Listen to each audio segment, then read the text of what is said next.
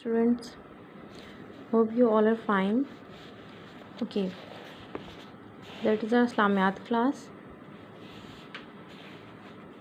اسلامیات کا پہلا چیپٹر جس میں ہم نے سوال نمبر 1 اور سوال نمبر 2 پچھلی کلاس میں کیا تھا.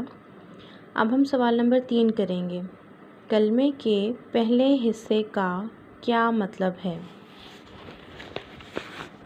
کلمے کے پہلے حصے کا کیا مطلب ہے؟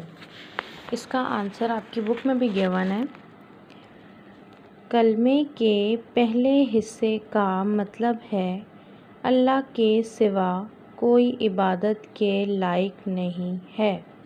ٹھیک ہے، کلمے کے پہلے حصے کا مطلب ہے اللہ کے سوا کوئی عبادت کے لائق نہیں ہے. ٹھیک ہے. سوال نمبر 4 تھا رسول کن نبیوں کو کہا جاتا ہے؟ اس کا آنسر بھی بک میں گیون ہے آپ کو. رسول ان نبیوں کو کہا جاتا ہے جن پر اللہ تعالیٰ نے آسمانی کتابیں نازل فرمائیں. ٹھیک ہے. رسول کن نبیوں کو کہا جاتا ہے؟